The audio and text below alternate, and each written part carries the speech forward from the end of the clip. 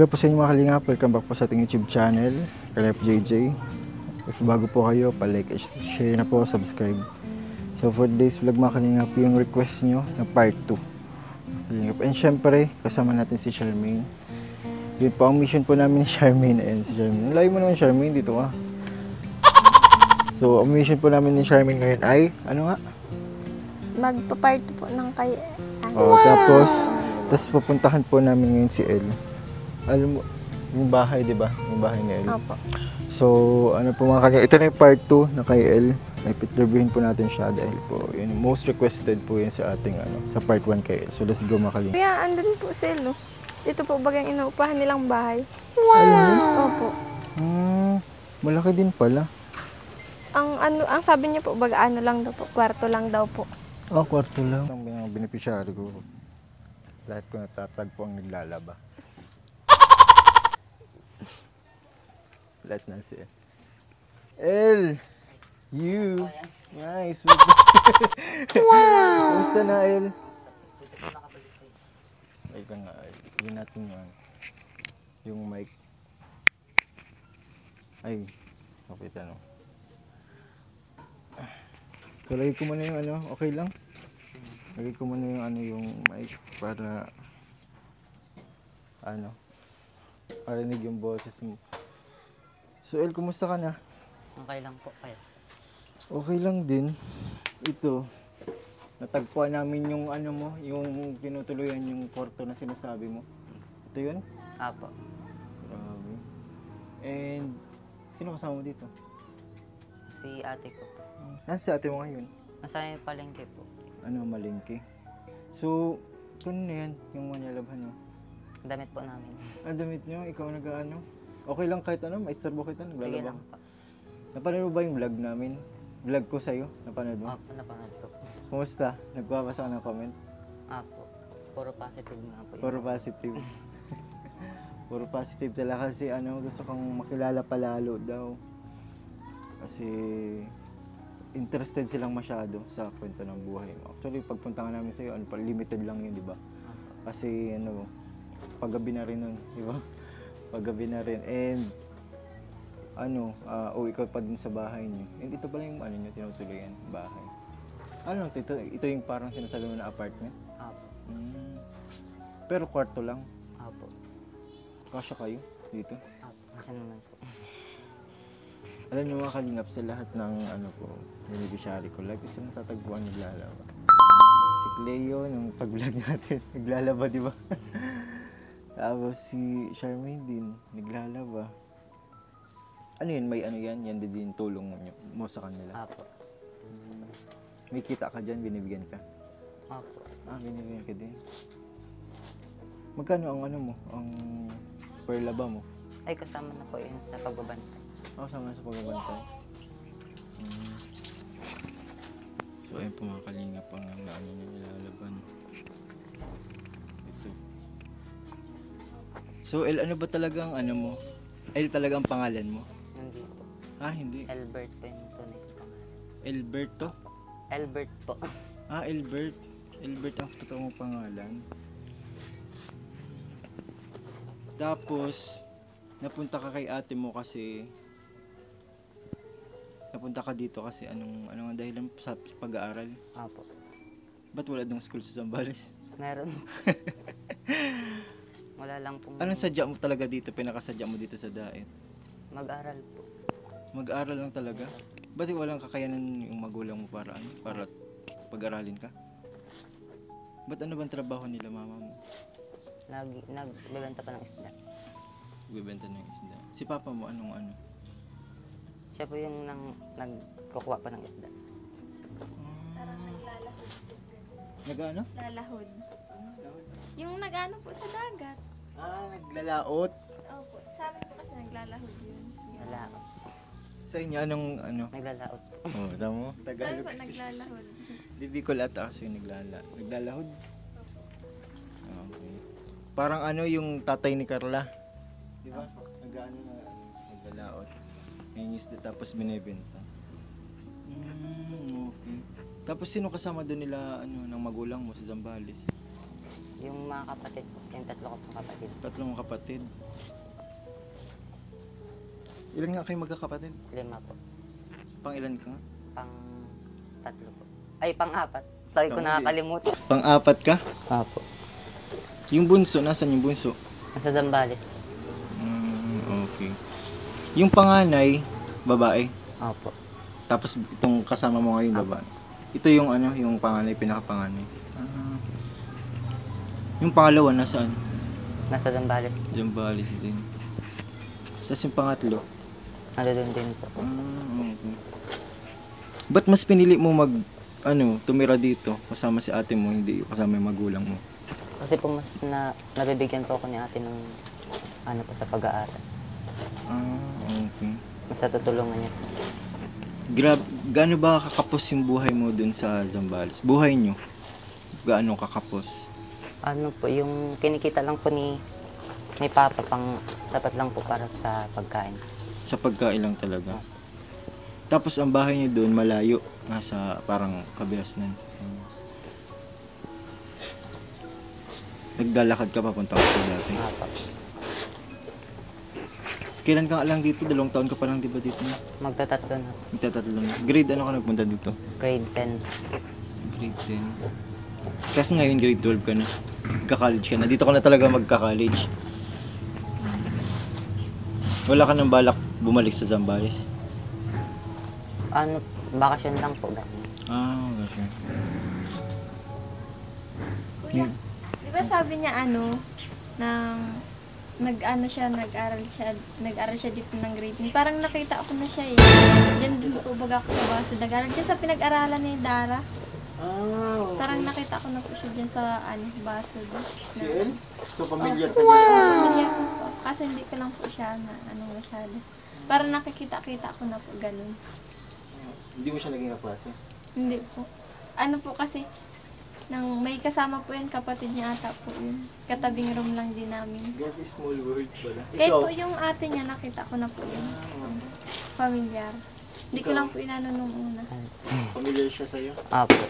Ano yung unang best part 1, di mo talaga siya nakilala? Hindi mo siya... Parang tinitingnan ko ba po yung mukha niya masyado. hindi mo pa na nabivisualize na masyado. Ikaw, yung unang kong vlog sa'yo, na mo na talaga siya yung mukha niya? Familiar siya sa'yo? Opo. Kasi po, nung uso po dyan sa basid yung confession sa FB, lagi pong nababanggit yung niya, yung pangalan, yung shoutout sa'yo, ganito, ganyan. Tapos minimension po siya ng kaklase niya. Pinipindot ka, nakita ko siya. Anong kinoconfess kay El? Nagkaka-crush daw po sa kanya. Ganun. Ba't nagkaka-crush siya tingin kay El? Gabo nga po ba kasi? Sabi nga sa comment section pogi daw. Pogi mo talaga si El. Saka napakasipag pa. Kung malalaman nilang ganyan. Kung kung di ba po, lalaki po. Minsan mo lang po yung makita maglaba. Oo, Pero po totoo. sa kanya po, nag-aalaga pa siya ng bata. Hindi po siya yung wala po. Hindi ka wala kang gimmick. Wala po. Masipag talaga to, mga ganyang klase. Ang ginagawa mo lang talaga mag-aral. Opo. School bahay ka lang talaga. Kumusta ang mga grades mo? Okay naman po. Ano pinakamataas mong grade? 98 po. Grabe! Paldo. 98 ang anong subject? Sa entrepreneurship. So, anong pag-college mo? Anong gusto mo kuning Yung entrepreneurship po, tapos business administration. Business ad. Okay. Tama yan? Ha? PM. ABM. ABM ka? Opo. Saan ka nag-aaral? Dito pa din? Public yun Opo. Taas. Samantalang sa akin, 92 lang. Ano pinakamababa mong grade, L? 89 po. 89 ang pinakamababa mo? Grabe. Paldo. Saan yun? Anong subject yun? Sa po, yung pub-m. Ha? Yung sa accounting po. Accounting? Hirap po kasi nung Iba pala yung accounting sa sa Entrep? Okay. Iba pala yun. Kala ko para sila. Pero may accounting din po sa Mm. Minsan lang po siya. So, kilala mo pala talaga si Charmaine. Namumukhaan mo na. Pero ba't hindi mo sinabi nung part 1? Eh, ano, Naiyak ka din. meron, opo. Kaya pala. Parang, kaya pala nung yung una nating vlog, ikaw yung nag-interview muna. Siguro ikaw nag-confess. Hindi. So, kapag may pasok ka pa ba ngayon? Wala na po. Wala na.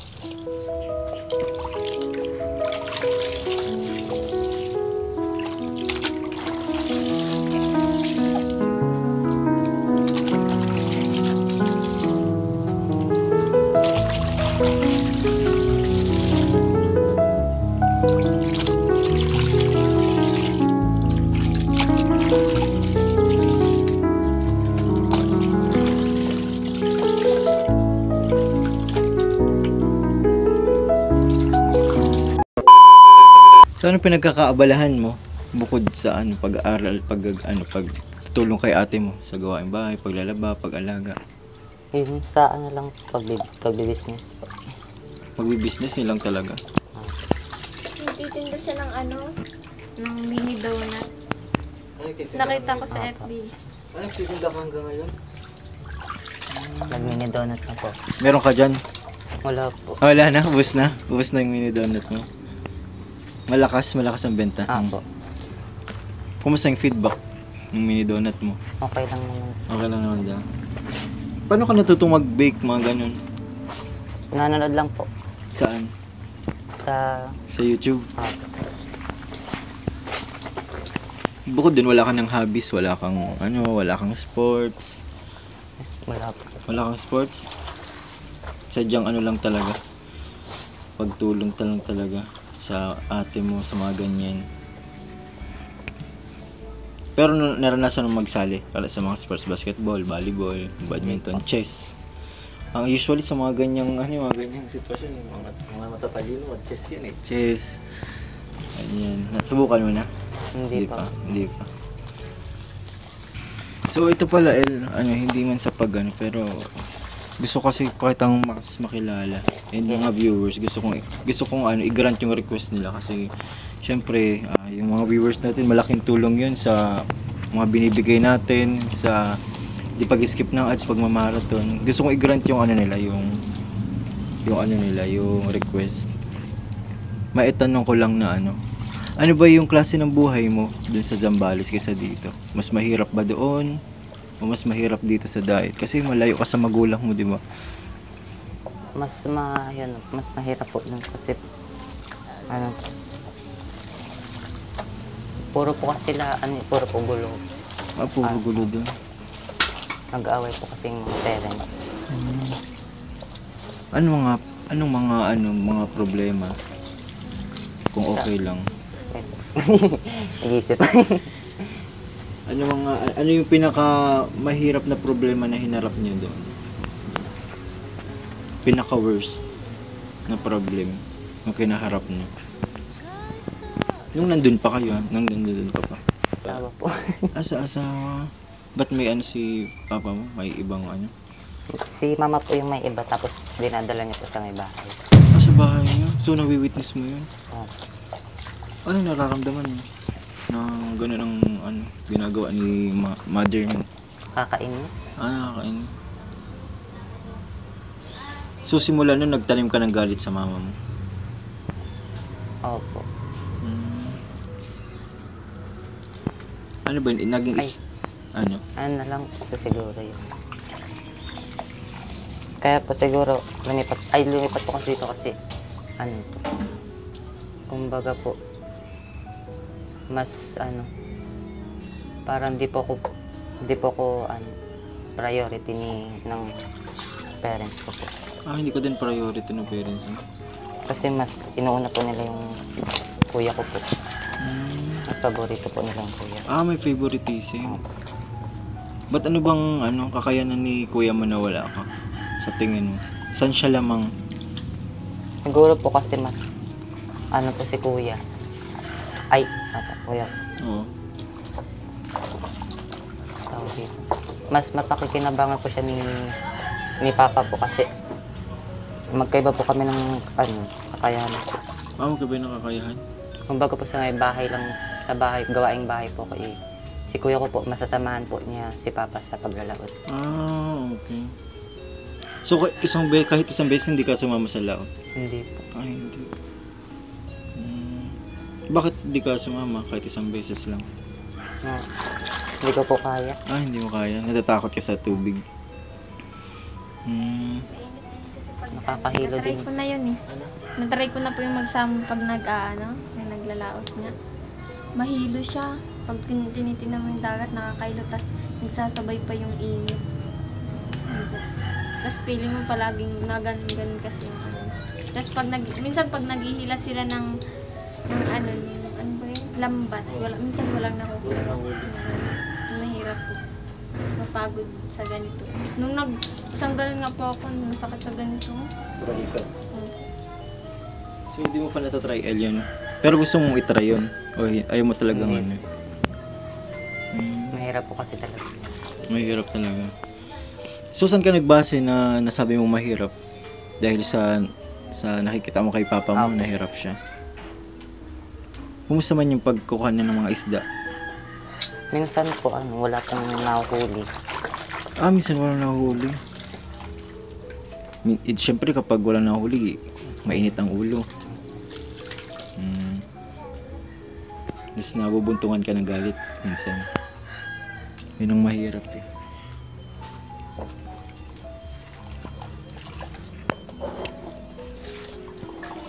Alam mo yun ng ate mo? Yung mga problem na mga binanggit mo sa akin. Alam niya? Hindi niya alam yun. Kasi matagal na talaga siya dito sa Daet. Opo. Ilang taon na ba siya dito sa Daet? Mga 10, ganyan. Opo. Matagal na pala talaga. Parang naghiwalay talaga sa inyo siya. Opo. Ba't siya naghiwalay talagang dahil sa asawa niya? Sa asawa niya po, tapos ayaw niya rin po dun kasi puro nga po gulo. Okay. Nagpakalayo-layo talaga. Tapos yun ang tahimik na buhay. Ganun. Kasi sino ba naman gaganahan sa magulo-baga? Buti dito, may trabaho siya. Yan ang asawa niya. Yung asawa niya may trabaho? Anong trabaho ng asawa niya? Construction sa Manila. Sa Manila?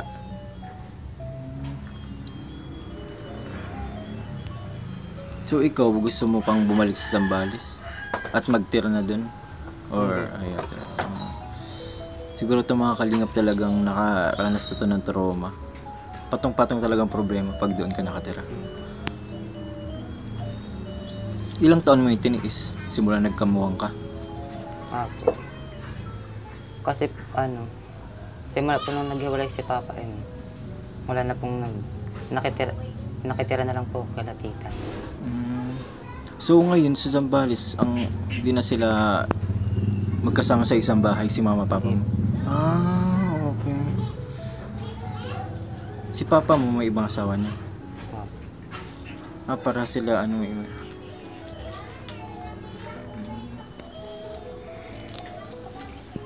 Grabe.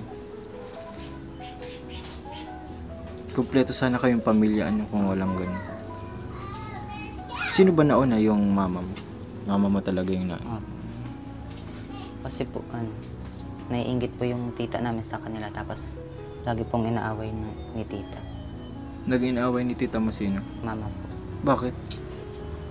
Kasi po naiinggit po siya Saan naiinggit? sa pag-success po ni mama. Ang pamilya po nila. So successful si mama mo? Nagbe-business po siya dati. Tapos yung lalaki, may trabaho din na maganda. Opo. Pero kasal sila ni papa mong biological father. Ayun nga pala. Paano mo yung kinakaharap yung mga ganong problema dati? Paano mo ino-overcome, kino-conquer yung mga ganong problema? Kasi syempre masakit yan sa dibdib, masakit sa ulo, plus nag-aaral ka pa. Tapos syempre isipin mo din yung mga kapatid mo bilang pang-apat na anak, anong ginagawa? Hinahayaan ko na lang po sila. Hinahayaan mo na talaga sila. Pag ano kasi ko, kasi ranas ka yan eh. Yung ano, parang ang gibat na ng pakiramdam ko. Ano, nang parang pinapabayaan ko na lang kasi talaga nakakaluha Mahugas. talaga siya. Nung nag-church ako, ang gibat po ng pakiramdam ko. Nung nag-worship ko, nag-iiyak ako. Ganun po nararamdaman. Tapos parang napil ko yung peace of mind. Yun po. Parang sigad talaga yung magtatanggal ng ano. Kaya, kaya pag kunwari may problema ka talaga na masyado yung parang hindi mo na kaya, mag-pray ka lang kay Lord talagang, mapipil mo yung peace of mind na gusto mo. Totoo. So naranasan mo talaga yung ganyan pag Nag-midweek ako. Tapos sabi ni Clay, nag-aanak, sabi ko, ewan ko na. Parang may nag-hug sa akin na sobrang higpit, naramdaman ko na nag-alis. Kasi ang gibat po nung pakiramdam ko nun eh. Galing ako sa immersion, tapos nakita ko si Clay. Tapos sabi ko, Clay, masaan ka? Sabi, Mami, hindi ko naglabas na, sabi ko, pasama daw. Nagganon pa ako, tapos yun po, pag namin nag-iiyak pa ako nagkakanta nun si Cleo. Tapos po nagang-iyak ako. Ewan ko kung bakit. naramdaman mo yung Opo. presence ni God. Parang yung una ko pong pagpasok nun sa pagka-Christian, yun po yung naramdaman ko ulit. Hindi na lang din mo ulit. Yun po. So magandang yun, magandang advice yun. So ikaw, na-release mo na ba yung mga yung mga galit mo sa puso? Paano mo way ni-release? Pag-uwi ko po dito, rin po kami sa church po. Okay. Di ba ka? Born again ka? Christian din. Christian ka rin. Ano pa din, continuous yung pag-attend mo? Hindi na. Hindi na. Malayo po kasi. Saan ba yun? Sa Oliva pa po. Yung katabi po baga namin, church ko na yun. Sa Matson. GIL. Wait po, walisan ko lang po yun. Mga kalingap, pagkatapos niya maglaba, nagwawalis naman siya dito sa kanyang balkonahe.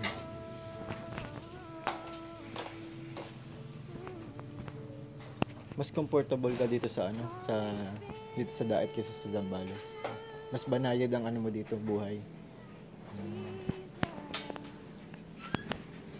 Sige, pagkatapos mo may bibigay ako sa'yo. Kasi dito sa part 1, may naantig sa kwento mo. Grabe. May mga nagpaabot sa'yo ng tulong, pinansyal.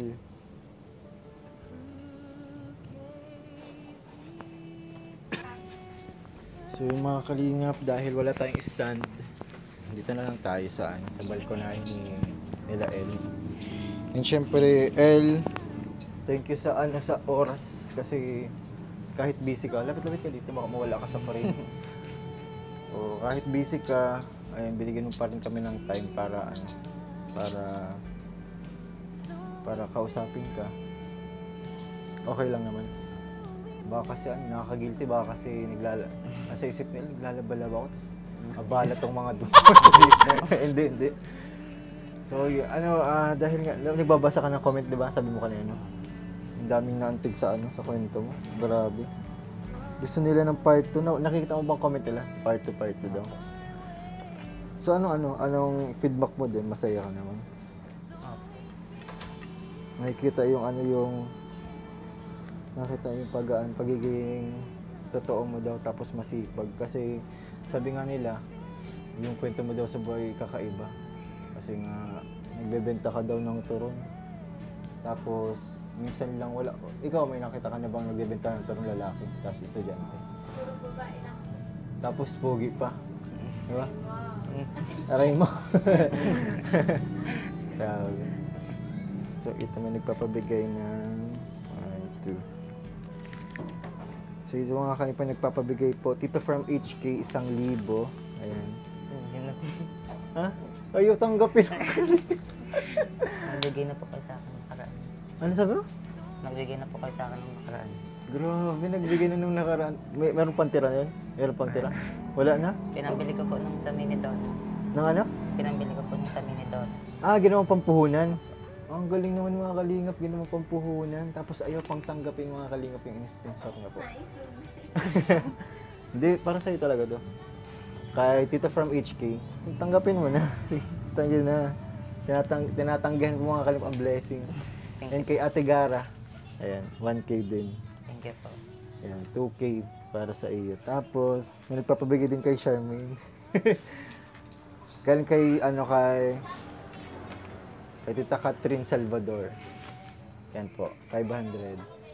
Dito ka naman, Charmaine, para ka naman dyang others kasi. Ayan, dito ka dito sa gilid. Ayan, pagitnaan niyo ako. Yan po, 500. Thank you po. Tita Catherine. Tita Catherine Salvador. Yan. Salamat po. Tapos, ayun,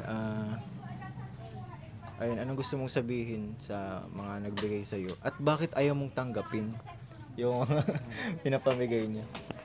Maraming salamat po kasi ayoko pong tanggapin kasi Ano? sobra na po yun. Sobrang grabe, napaka-humble naman ni El. Ang daming matutuwa na naman ito na viewers, mga kalingap. Nang okay lang magtanggap ka ng blessing basta't ginagastos mo siya sa tama baga. Tas parang yung sa gaya ng sabi mo, pinampuhunan mo. Di ba makaka-earn ka dun ng panggastos nyo, ganun.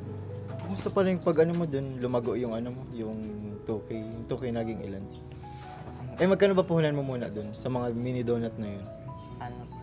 200 po. 200? Ay, puhunan po. Oh, puhunan mo dun. 1.5. 1.5. Tapos, ang kita mo ay, magkano yung return sa'yo? Magkano yung, yung kita mo? 400. 400? Tapos kung nasimula pa man lang. Oo. 1.5, tapos parang lugi. Po kasi, yung po yung panggawa po. Yung panggawa. Tapos may mga tira pa naman. May mga tira-tira pa? Okay. Dapat ganito, kapag mag-business ka, dapat hindi ka lugi. Hindi ka dapat dapat mabalik yung puhunan mo, di ba? Ang puhunan mo ay 1.5, di ba? Dapat mabalik yun. Dapat mababalik yun. Tapos yung kita mo doon, itatabi mo. Tapos papaikutin mo ulit yung yung puhunan na 1.5. Ganun. Ikaw, Sir, may advice mo sa kanya kasi ikaw malupit ka dyan Pag nagbi-business ka, dapat yung parang, kung yung parang nakikita mo sa tao na nila, gusto nilang bilhin, yun ang ibebenta mo. Kasi pag kunwari, nagtinda ka ng mini donut, tapos iba mo naman pala ang gusto nila, di syempre hindi yun mabibenta. Ganun. Dapat alternate ang benta mo. Ganun. Kunwari, mabenta ka ngayon ng, mini donut. Tapos sa susunod na iba, kung anong magagawa mo dun sa, sa binili mong pang negosyo mo, yun yung gawin mo para hindi sila nasasawa. Okay. So, ibig sabihin, ang ibebenta mo daw yung mas patok sa sa mga kung ano ba yung gusto nila. Tapos hindi lang yun ang ibenta niya. At Kasi meron ka. pinapadami ko yung tinda ko. Una, Graham. Tapos nung nakabayo ako sa Graham, nagtinda ko ng mani. Pagkatas nung nagdinagdagan ko ng dukduk, nabibenta ko siya. Pero at least you tried. Pero magandang balita yun kasi yung binigay natin mga kalingap na Nasa akin una. pa lang po yun. Nasa akin pa po yung puhunan. Hindi ko ginagastos kasi po. Sabi, pagtas ng immersion, matinda ko ulit. Si Charmaine din binigyan ng puhunan ng natin ng viewer, May styrofoam pa ako. supporter o styro. Binigyan siya ng pampuhunan. Ikaw gusto din mo ng ganun? Pagkaroon ng puhunan din. Opo. Pero nakakatawa, nakakagulat kasi first time ko maka-encounter ng ganito na tinutulungan. Yung binibigyan ng blessing pero tinatanggi mga kalinga. Nahiya siyang tanggapin mga kalinga. Pero deserve mo yan kasi marami sa natuwa. And yun, thank you so much sa oras sa El.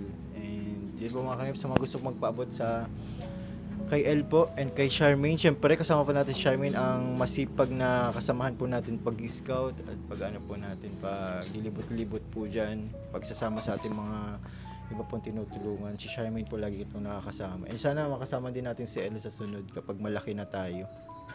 Kapag malaki na ang channel natin. So, ayun po. Thank you mga kalingap. Open po ang ating Facebook page mga Kalingap JJ. Sa mga gusto pong paabot ng blessings, extended blessings po para kay El, para kay Charmaine, at sa mga beneficiary ko po mga kalingap. So, ayun po mga kalingap. Bye-bye po. See you po sa part 3. Part 3? Part 3? Part 3. Part 3 daw mga kalingap. So, yun. Bye-bye po.